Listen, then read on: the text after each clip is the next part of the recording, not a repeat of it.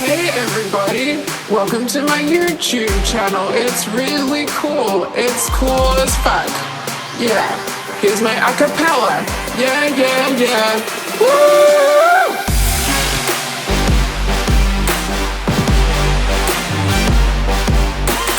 How do I perform mashups live on stage? That's a great question. What? Oh, sorry. That's a great question, Travis.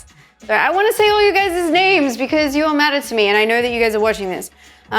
Look, I think there are different ways to do mashups on stage. Some people actually pre-prepare mashups. Personally, I find it more fun to mix tracks up live and create a new song entirely on the spot because it makes me feel alive. There's not much else it does. What you can do is focus on the vocal of one track and the music of the other track. And once you have them, meshed together, you'll hear that it sounds right. And usually just mixing a vocal and the music of another track is what's going to give you the best mashup. You can also download acapellas if you want. There's a bunch. I mean, you can rip them off YouTube. I didn't tell you that. Or you can actually buy them. There's a lot of websites that sell that, and you can, even if you just want to practice with mashups at home, you can play the acapella, which means just the vocal on one CDJ and then an instrumental of another track you like on the other, and voila, you've got a mashup. If you want to do it pre-made, I suggest you download, a program like Ableton, which is what I use when I'm producing, which can also be used to mesh two tracks together and create a mashup. So hope that helps. Okay guys, I just walked away for a second. I'm gonna do something fun. I'm gonna show you guys how I do a live mashup with an acapella and an instrumental.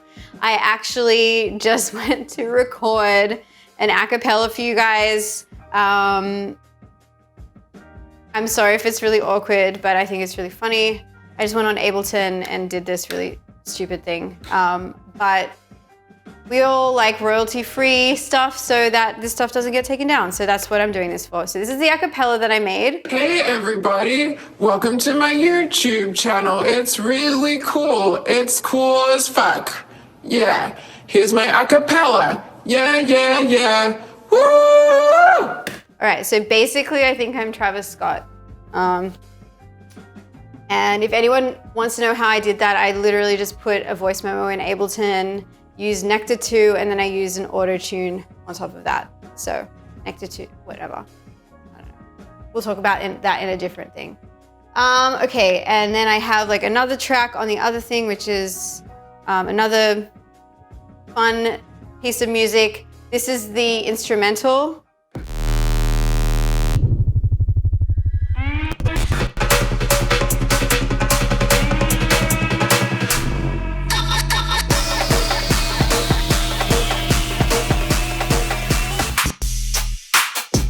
Okay, so I'm just showing you that's just music and this is a vocal.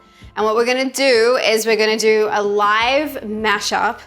We're gonna make sure at first that both the acapella and the instrumental are at the same BPM because that will help obviously keep the vocal in time with the music. I have no really idea what I'm doing here, but I think it's gonna be really fun. What I did in my record box, which I'll show you guys as well when we do talk about record box, just to save some time here, I pre-programmed some hot cues on the acapella. So, with some key points. I'm not sure if I'm allowed to swear, so Jeff, you might have to bleep some of these words out, but I decided to choose these three things. I thought they were the most interesting parts of the acapella, like fuck, yeah, woo! So those are the three that I've chosen, and what you can do in between playing the acapella is go and play these hot cues kind of like an instrument, as well as just playing the acapella.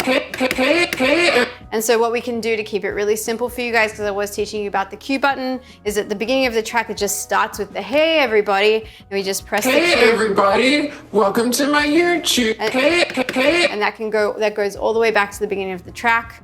If I want it to keep going, I can just go hey everybody, and quickly press the play button as I'm pressing the cue, which will keep the track playing without me having to touch it, so that I can go hey everybody, welcome to my yeah. Woo! Hey everybody, welcome to my yeah. You know, and so you can play around with the acapella and it can be really fun. So let's bring in, I think the most important thing to do is when you're starting with the mashup, you start with the instrumental. I'm just gonna skip it.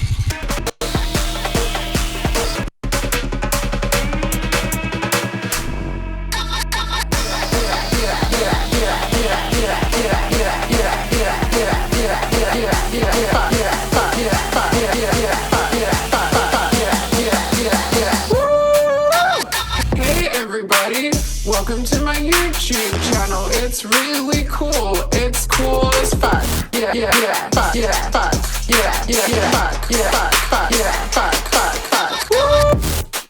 So that's like a really fun way. I hope that like showed you guys how to do a live mashup. I was just jamming out. But like once you get to know everything and you practice that a few times, I was again just like messing around. So yeah, that is how I do mashups between acapellas and instrumentals live. Thank you. This is about how to find music on the CDJs, especially on the Pioneer CDJ 2000s, and how to make a track list.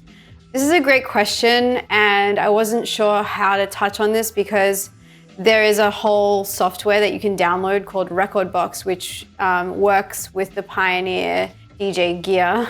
Sorry, I can hear my dog eating food as we're doing this. That's something that I think I want to touch on by showing my laptop and opening that up, because it's something that you have to do separately if you're going to use digital, if you're going to use like a USB or SD card. It's something that you have to do separately on your laptop and you have to do it via downloading Recordbox.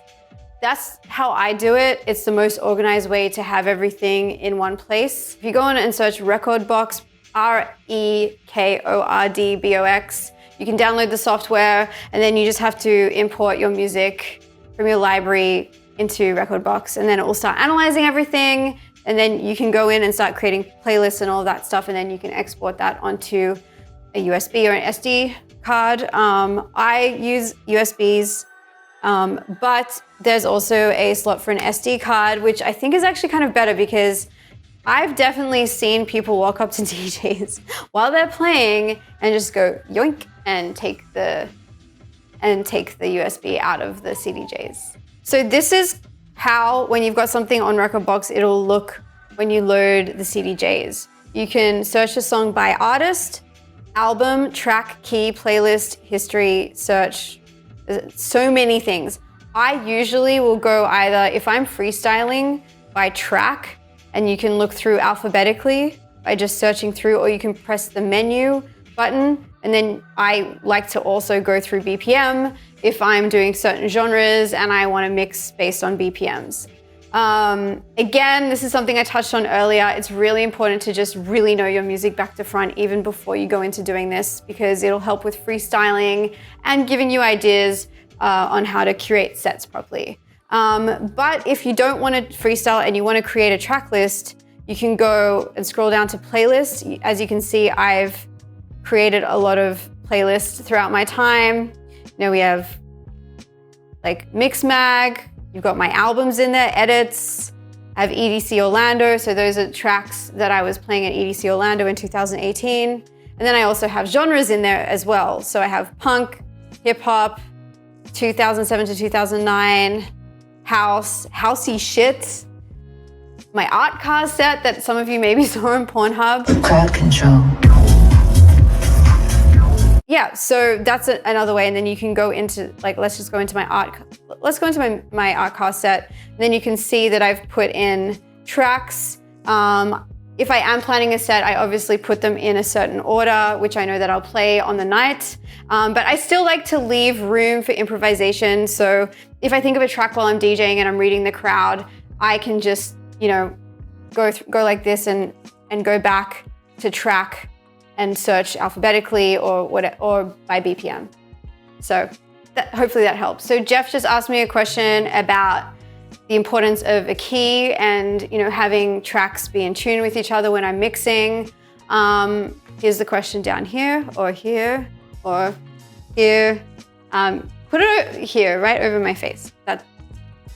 How great is editing? This is a really great question because it is something I feel very passionate about. For those who don't know, I'm actually a classically trained musician. So I was, I had music theory hammered into me for a really long time. I think our ears naturally know which songs sound like they're clashing together and which songs don't. And I think you need to use your intuition as to whether a song sounds good with another song. And that will take some practice. But yes, I do believe that mixing with keys that are relative or the same key helps a mix to sound smooth into the other track, and it helps them to blend, and it won't kind of create this dissonance, which I think dissonance is great sometimes, but it won't create this dissonance where people kind of stop and kind of get out of the vibe. Thank you so much, guys, for watching. I hope that this is helping you during 2020. I can't wait to see all of you headlining every single music festival. And I'll see you guys next time. Peace. Does it look like I... Oh, okay, cool.